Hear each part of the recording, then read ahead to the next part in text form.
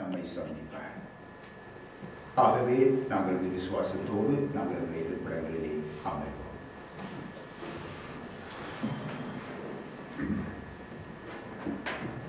கர்த்தருக்கு மகிமை உண்டாவதாக. இன்றைய நாளிலே கர்த்தருடைய தூதுக்காக யாத்திராகமம் 2ஆம் அதிகாரத்தை நாங்கள் தரிசி எடுத்துக் கொள்வோம். யாத்திராகமம் 2ஆம் அதிகாரம் 23 தொடக்கம் 25 வரைக்கும் வாசியுங்க. சில காலம் சென்றபின் எகிப்தின் ராஜா மரித்தான். இஸ்ரவேல் புத்திரர் அடிமைத்தனத்தினால் தவித்து முறைத்துக் கொண்டிருந்தார்கள். அவர்கள் அடிமைத்தனத்திலிருந்து முறையிடும் சத்தம் தேவ சந்நிதியில் எட்டினது. தேவன் அவர்கள் பெருமூச்சை கேட்டு தாம் ஆபிரகாமோடும் ஈசாக்கோடும் யாக்கோபோடும் செய்த உடன்படிக்கையை நினைவு கூர்ந்தார். தேவன் இஸ்ரவேல் புத்திரரை கண்ணோக்கினார். தேவன் அவர்களை நினைத்தருளினார். ஆமென். கர்த்தருக்கு மகிமை உண்டாவதாக. அருமையான கர்த்தருடைய பிள்ளைகளே, நம்முடைய தேவன் திக்கற்றவர்களின் தேவன், ஏழைகளின் தேவன், அநாதைகளின் தேவன், விதவைகளின் தேவன். அதனால்தான் என்னவோ இந்த உலகமானது இப்படிப்பட்டவர்களுடைய முறையீடுகளை கேட்பதில்லை, அவர்களை விசாரிப்பதில்லை, அவர்கள் மேல் இறங்குவதில்லை, அவர்களுக்கு உதவி செய்ய நினைப்பதும் இல்லை. இன்னும் ஒரு படி மேலே நாங்கள் சிந்தித்து பார்த்தால் அவர்களிடத்திலே இருந்து எதை பறித்து கொள்ளலாம் என்பதில் தான் அவர்கள் நோக்கமாய் இருப்பார்கள். இன்றைக்கு பாருங்க, இன்றைக்கு அரசு மற்றும் தொழில் ஸ்தாபனங்களில் பாருங்க, அங்கே இவ்விதமான மக்கள் செல்லும் பொழுது அவர்களுக்கு அவர்கள் உதவி செய்யாமல் உபத்திரவமாய் இருப்பாங்க. அவங்களுக்கு ஒரு தேவை என்று சொன்னால் அந்த அலுவலை பாருங்க, அங்கு இருக்கிற உத்தியோகஸ்தர்கள் அதை முடித்து கொடுக்க மாட்டாங்க. அவர்களை பல வழிகளிலே பல நாட்கள் அலைய பண்ணுவாங்க. இன்னுமாக அவர்களை சிறிதும் மதிக்கவும் மாட்டார்கள். அவர்கள் மேல் ஒரு இரக்கம் பாராட்ட மாட்டாங்க. இன்னுமாக அவரிடத்திலும் இருந்து ஏதாவது தொகை பணத்தை எதிர்பார்த்து கொண்டு இதை செய்து முடித்து கொடுப்போம் என்று சொல்லியும் எண்ணமுடையவர்களாய் இருப்பாங்க. ஆனால் அருமையானவர்களே, அதே வேளையிலே இன்றைக்கு கர்த்தருடைய ஊழியர்கள் என்று கூட தங்களை அழைத்துக் கொள்ளுகின்ற பலர் கூட இதற்கு விதிவிலக்கு இல்லை என்பதை திட்டமாக கூற முடியும். நம்முடைய ஆண்டவர் தம்முடைய மலை பிரசங்கத்திலே உள்ளதை உள்ளதென்றும் இல்லதை இல்லதென்றும் சொல்லுங்கள் என்று கூறியிருக்கிறாரே. ஆகவே இப்படிப்பட்ட அநியாயத்தை சுட்டி காட்டாமல் நாம் இருக்க முடியாது. வேதம் சொல்லுகின்றது, அநியாயக்காரர் தேவனுடைய ராஜ்யத்தை சுதந்தரிப்பதில்லை என்று அறியீர்களா என்று சொல்லி இங்கே 1 கொரிந்தியரிலே 6ஆம் அதிகாரம் 9வது வசனத்திலே அங்கே எழுதப்பட்டிருப்பதை நீங்கள் காண முடியும். எனக்கு அருமையான தேவனுடைய பிள்ளைகளே, தேவ ஊழியக்காரரே, நீங்கள் யாராக இருந்தாலும் கர்த்தருக்கு பயப்படுங்கள் என்றுதான் நாம் சொல்லுகின்றோம். உத்தமமும் உண்மையும் நம்முடைய ஒவ்வொரு செய்கைகளிலும் காணப்பட வேண்டும். நம்முடைய சிந்தைகளில், நம்முடைய ஊழியங்களில், நம்முடைய நடக்கைகளிலே உத்தமமும் உண்மையும் எப்பொழுதும் காணப்பட வேண்டும். அருமையான கர்த்தருடைய பிள்ளைகளே, நீங்கள் வாசிக்க கேட்ட இந்த வேத பகுதியை நீங்கள் மீண்டும் தியானித்து பாருங்கள். இங்கே பாருங்கள், ஆதரவற்ற ஜனங்களுடைய கூக்குரலை கர்த்தர் கேட்டார் என்று சொல்லி பார்க்கிறோம். ஆதரவற்ற அந்த ஜனங்களுடைய கூக்குரலை கர்த்தர் கேட்டார். உலகம் கேட்கவில்லை அருமையானவர்களே, அங்கிருந்த அதிகாரிகள் கேட்கவில்லை, ஆட்சி அதிகாரத்திலே உள்ளவர்கள் கேட்கவில்லை, இன்னுமாக அங்கு இருந்த பொறுப்பாயிருந்த வேதியாட்கள் கேட்கவில்லை. ஆனால் மனுஷனை தம்முடைய சாயலாக உருவாக்கிய தேவனாகிய கர்த்தர் கூர்மையாக கேட்கிறார் என்பதை நாங்கள் அந்த வாசகத்தில் இருந்து அறிந்து கொள்கின்றோம். கவலையுடனும் வேதனையுடனும் பெருமூச்சு விடும் உண்மையான தேவனுடைய பிள்ளையாயினும் சரி, உண்மையான தேவ ஊழியனாயிருந்தாலும் சரி, அது ஒரு ஜெபமாகவே தேவனுடைய சந்நிதிக்கு சென்று விடுகிறது என்பதை நாம் இன்றைய நாளிலே அறிந்து கொள்ள வேண்டும். நீங்கள் எதுவுமே விண்ணப்பிக்க வேண்டியதில்லை. உங்களுடைய வேதனைகளை நினைத்து பெருமூச்சு விடுகிற மனுஷன் அந்த பெருமூச்சே ஜெபமாக அந்த தேவனுடைய சந்நிதிக்கு சென்றடைகிறது என்று இந்த சத்தியத்தில் இருந்து நாம் அறிந்து கொள்கிறோம். வாசித்த வேத பகுதியை நீங்கள் மீண்டும் மீண்டும் வாசித்து தியானித்து பாருங்கள். ஒரு உண்மையான தேவனுடைய பிள்ளையையோ தேவ ஊழியனையோ நசுக்கவோ அல்லது ஒழித்து கட்டவோ செயற்படுகிற யாராயிருந்தாலும் அவன் தேவனுடைய திட்டத்தை அல்லது அவருடைய நோக்கத்தை நசுக்க பார்க்கிறான் என்றுதான் நாம் புரிந்து கொள்ள வேண்டும். இதைத்தான் பார்வோன் அன்று செய்தான். அருமையானவர் தேவனுடைய பிள்ளைகளே, உலகத்திலும் தேவ ஜனங்கள் மத்தியிலும் இன்றைக்கு இவ்விதமான பார்வோன்கள் பெருகி இருக்கிறார்கள். அருமையானவர்களே, மறக்க முடியாது.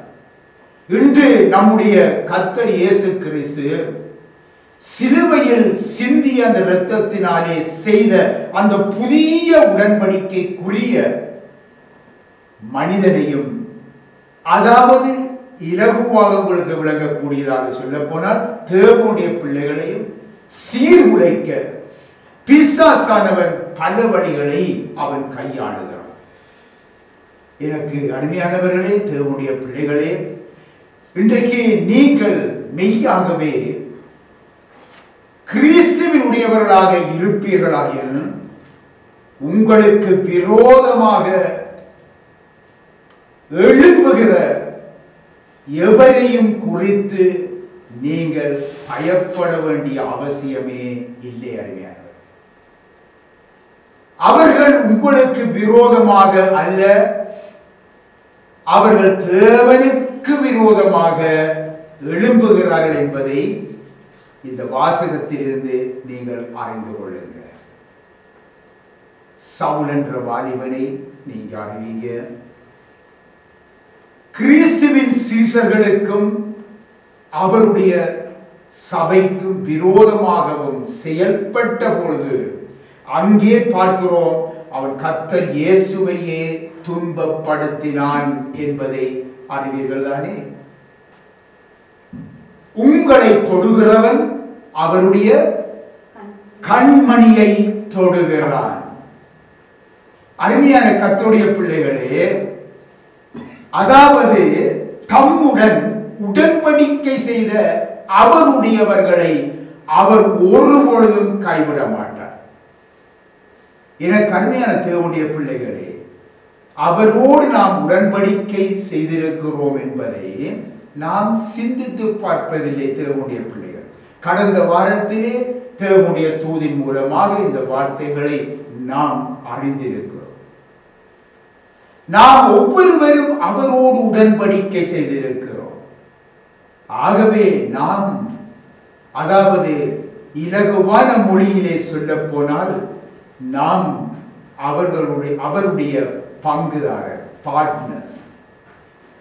ஆகவே நாம் அவரோடு ஒரு பங்காக இருக்கிறோம். அவர் நம்முடைய நல்ல பங்காக இருக்கிறார். நாம் நல்ல பங்காக நாம் நம்மை அவருக்கு ஒப்பு கொடுத்திருக்க வேண்டும். அருமையான கர்த்தருடைய பிள்ளைகளே, இப்பொழுது கவனியுங்க. இந்த மோசேயை பாருங்க. ஆடுகளை மேய்த்துக் கொண்டு தேவ பர்வதமாகிய ஒரே மட்டும் அங்கே வந்தார் என்று சொல்லி பார்க்கிறோம். அங்கே கர்த்தருடைய தூதனானவர் ஒரு முச்செடியின் நடுவிலே இருந்து உண்டான அக்கினி ஜுவாலையிலே நின்று மோசேக்கு தரிசனமானார் என்று சொல்லி எழுதப்பட்டிருக்கிறது. தேவனுடைய பிள்ளைகளே, யாத்திராகமம் 2ஆம் அதிகாரத்திலே 10வது 11வது வசனங்களுக்கு வாசித்து பாருங்க. அந்த இடைப்பட்ட காலம் சுமார் 40 வருடங்கள் கடந்து போய்விட்டது. அதாவது யாத்திராகமம் 2ஆம் அதிகாரத்திலே 10வது 11வது வசனங்களுக்கு இடைப்பட்ட காலத்திலே 40 வருஷங்கள் கடந்து விட்டது. 22 23வது வசனங்களுக்கு இடைப்பட்ட காலப்பகுதியிலே இன்னும் சுமார் 40 வருடங்கள் கடந்து விட்டது. நீங்கள் குறித்து வைத்து கொண்டு போய் நீங்கள் தியானித்து பாருங்க. அது உங்களுடைய ஆவிக்குரிய வாழ்க்கைக்கும் அறிவுக்கும் மிகவும் பிரயோஜனமாக இருக்கும். இப்பொழுதுதான் இந்த சீனாய் மலையின் வனாந்திரத்திலே மோசேக்கு தரிசனம் கிடைக்கிறது. கவனிங்க. இந்த 40 வருஷங்கள் கர்த்தர் அனைத்தையும் அமைதியாக இருந்து பார்த்து கொண்டிருக்கின்றார். நன்றாக சிந்தியுங்க. இந்த 40 வருடங்கள் கர்த்தர் அனைத்தையும் அமைதியாக இருந்து பார்த்து கொண்டிருக்கிறார். அப்படியாயின் இந்த இஸ்ரவேல் மக்கள் துன்பம் அனுபவிக்கட்டும், நசுக்கப்படட்டும் என்ற அர்த்தம் இல்லை. வேளை வரும் வரை அவர் அமைதியாக இருப்பது நம்முடைய நன்மைக்கு என்பதை நாம் தெரிந்து கொள்ள வேண்டும். தேவன் தம்முடைய குமாரன் விடயத்திலே பாருங்க.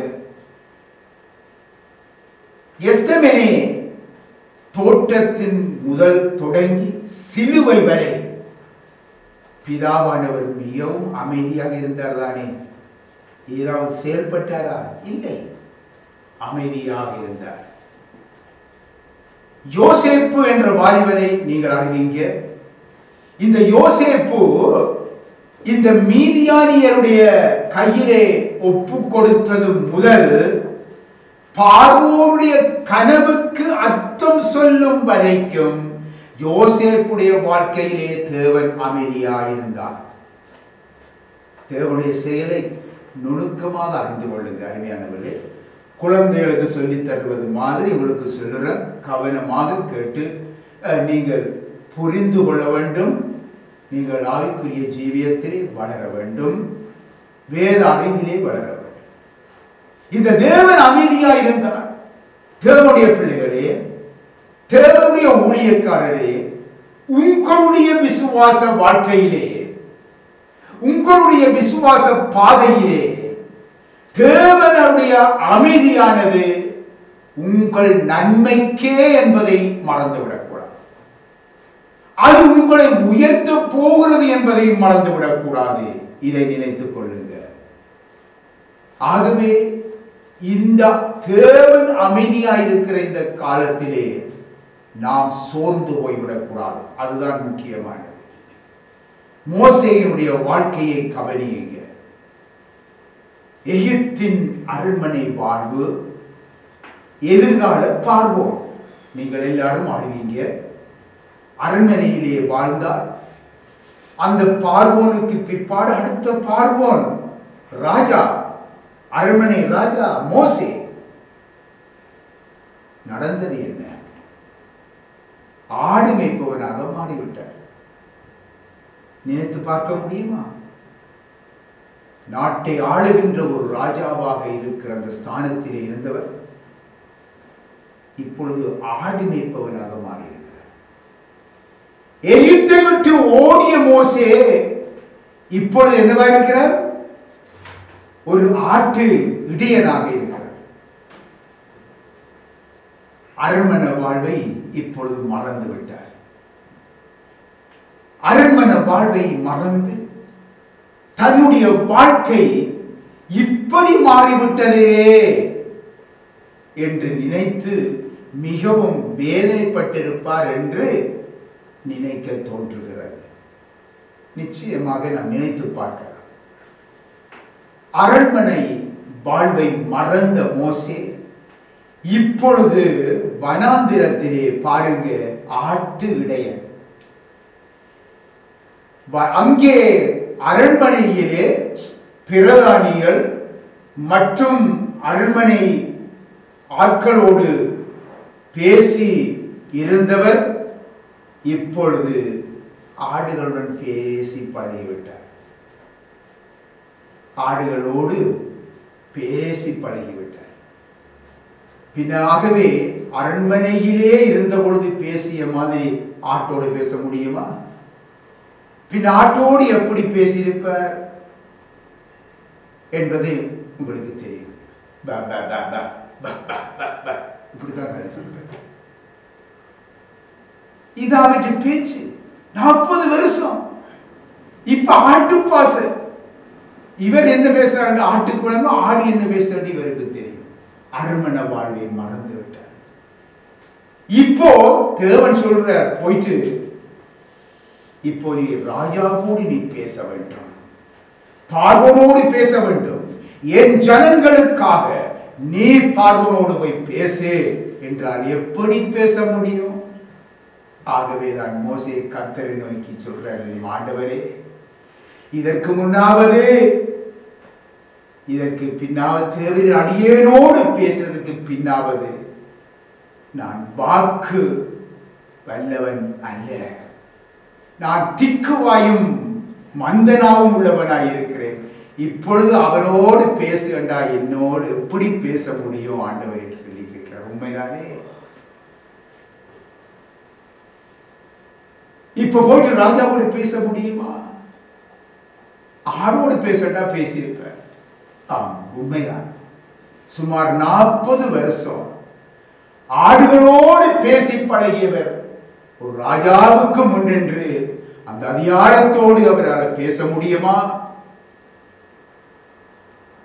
சூரிய பல்கலைக்கழகத்திலே படித்த மோசே இன்றைக்கு ஆடுகளோடு நிற்கிறார்.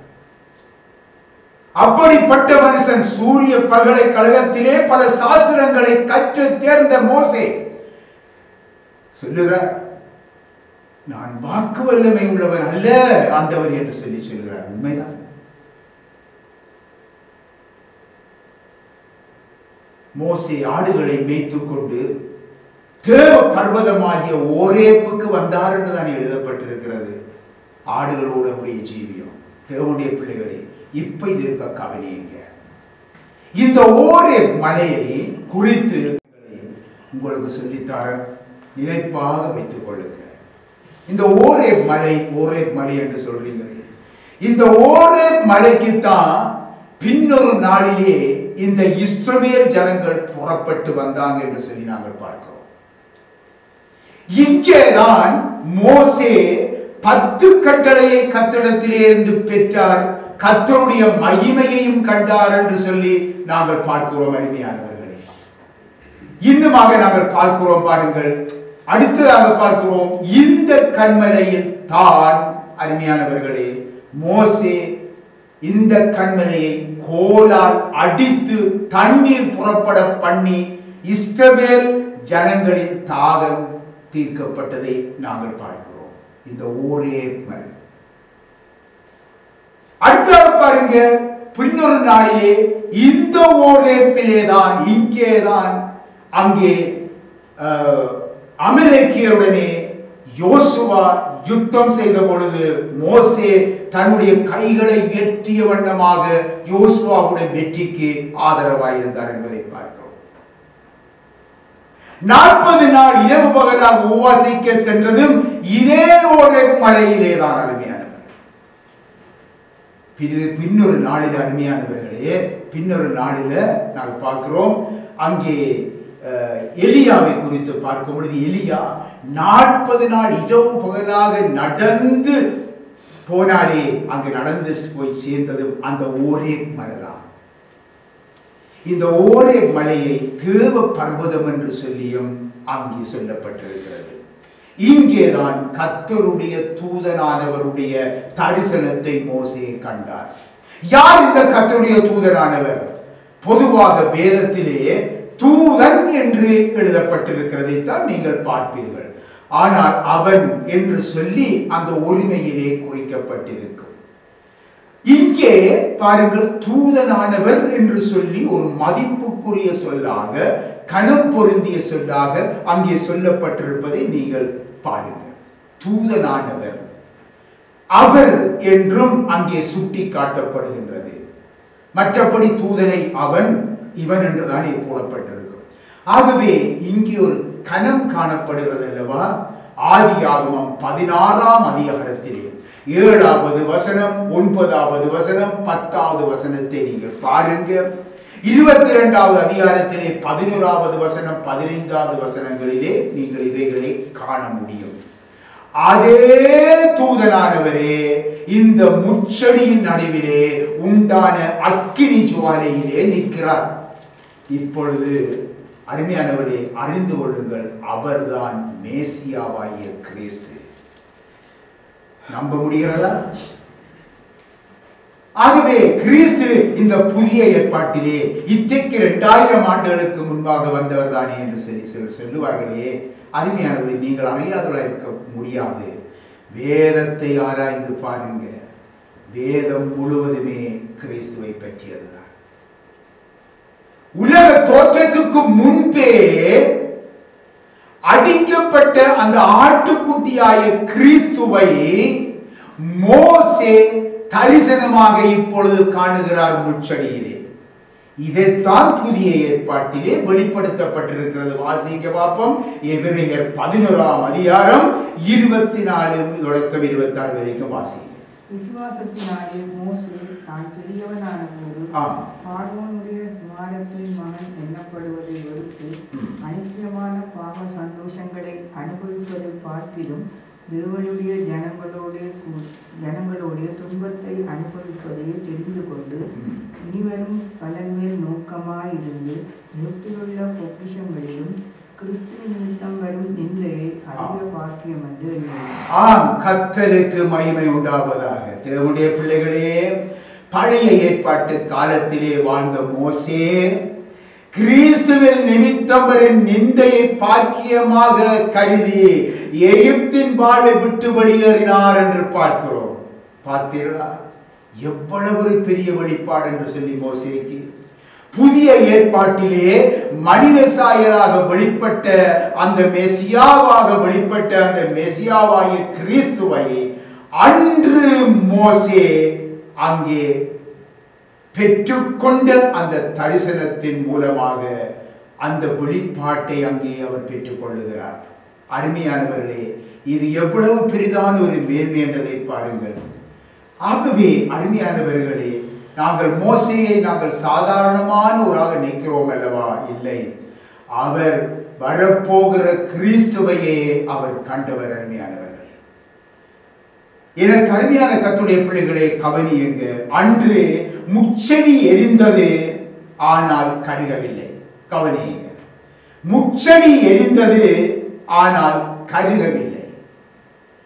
பின்னொரு நாள் அப்போஸ்தலர் கூடியிருந்த அந்த மேல் வீட்டிலே அக்கினி நாவுகள் இறங்கியதே, ஆனால் வீடு எரியவில்லை. சிந்திச்சு பாருங்க. ஆனால் நமக்குள்ளே பரிசுத்த அக்கினியாய் அந்த ஆவியானவர் இறங்கும் பொழுது நம்மை அல்ல, நமக்குள் இருக்கிற பாவ கதைகள் சுட்டெரிக்கப்படுகிறது. இதுதான் சத்தியம். அந்த பரிசுத்த ஆவியின் அந்த ஆவியானவருடைய அந்த அக்கினி நமக்குள்ளே இறங்கும் பொழுது நாம் அல்ல, நமக்குள்ளே இருக்கிற பாவ சுபாவம் சுட்டெரிக்கப்படுகிறது. நாங்கள் சுத்தமாகிறோம். அருமையானவர்களே,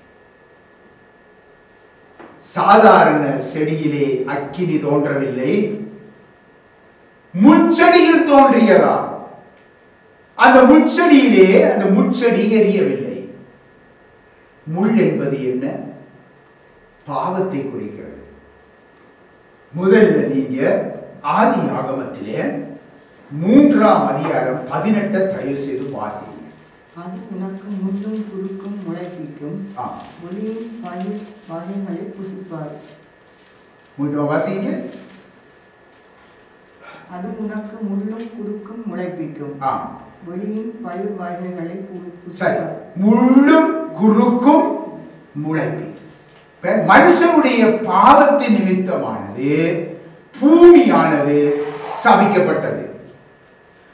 அதனால் பூமியானது முள்ளும் குறுக்கும் முளைப்பிக்கும் என்று கர்த்தர் சொன்னார்.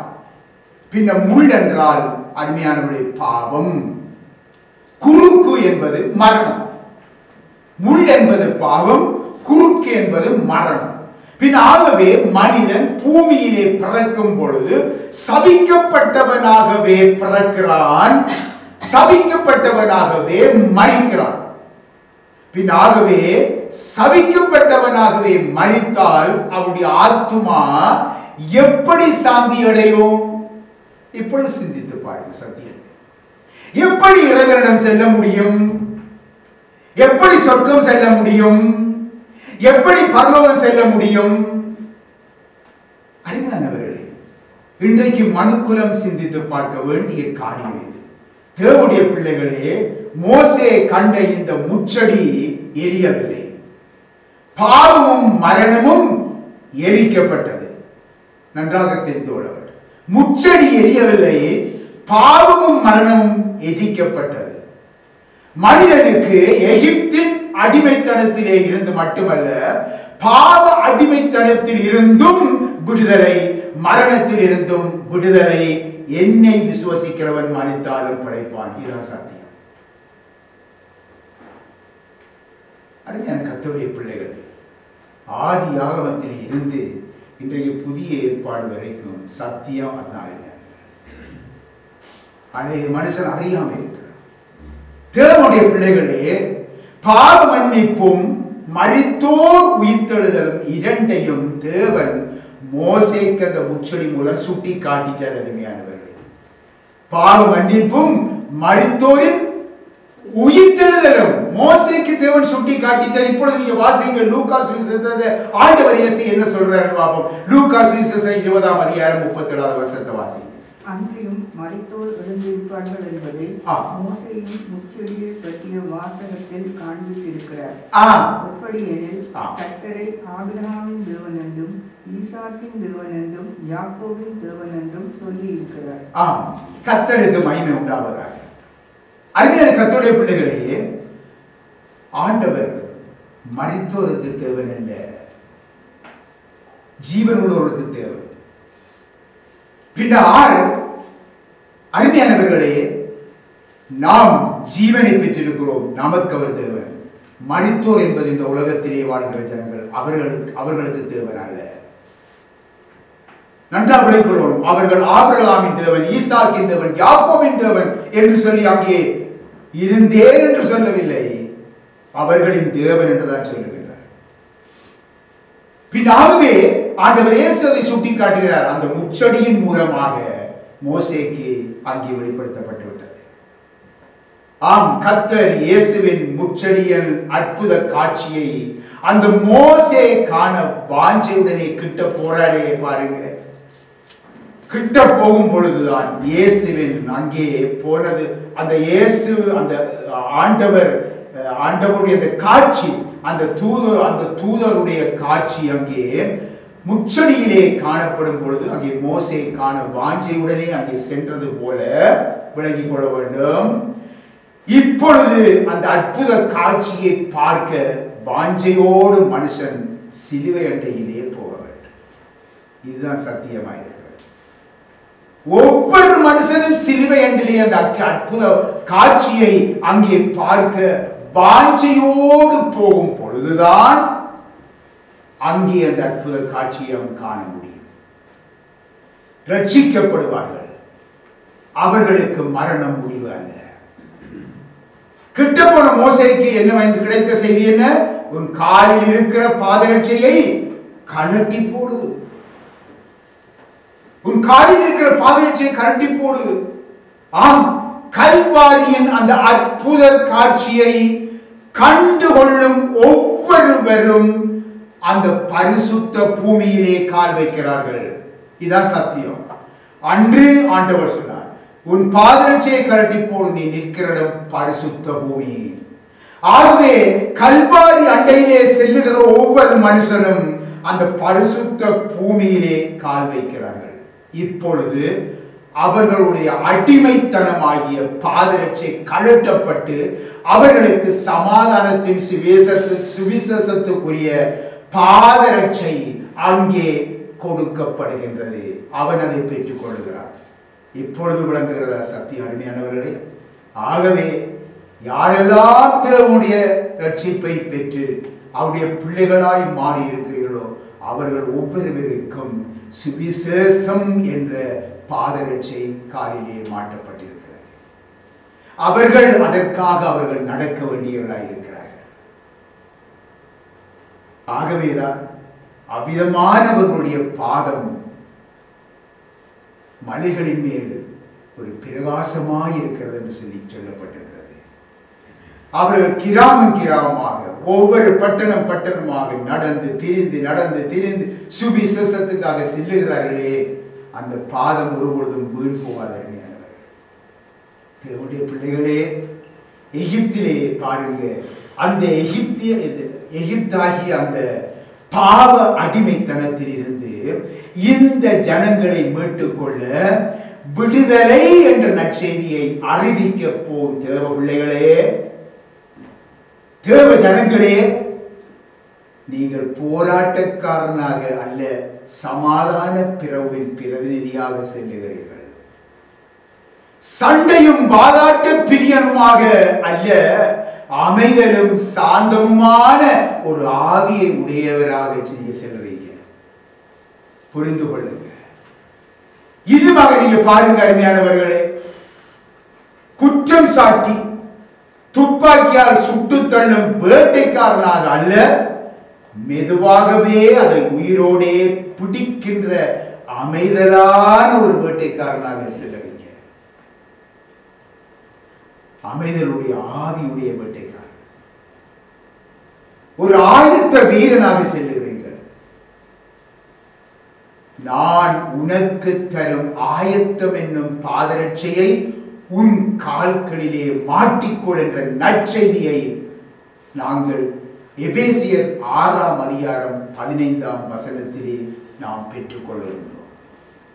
ஆம், கல்வாரியின் அற்புத காட்சியை கண்டு கால் மிதித்திருக்கும் ஒவ்வொரு தேவனுடைய பிள்ளைகளுக்கும் இந்த பாதரட்சையை உங்கள் கால்களில் தொடுத்திருக்கிறீர்களா என்று சிந்தித்து பார்ப்பது அவசியம். ஒவ்வொருவரும் சிந்தித்து பார்க்க வேண்டும். இந்த பாதரட்சைகளை தங்களுடைய கால்களிலே தொடுத்திருக்கிறவர்கள் அருமையானவர்களே, எவ்விதமான ஒரு சந்தோஷத்தால் அவர்கள் பாடுவார்கள் தெரியுமா? நான் எண்ணி பார்க்கிறேன். உலக பெருமை இன்பமெல்லாம் உமக்காய் இழந்தேனையா, உம்மை பிரிக்கும் பாவங்களை இனிமேல் வெறுப்பேனையா, உம் சேத்தம் நிறைவேற்றுவேன், உமக்காய் வாழ்ந்திடுவேன், உம் சேத்தம் நிறைவேற்றுவேன், உமக்காய் வாழ்ந்திடுவேன். தேவனே இயேசுவே உம்மை தேடுகிறேன், தினம் தினம் உம்மை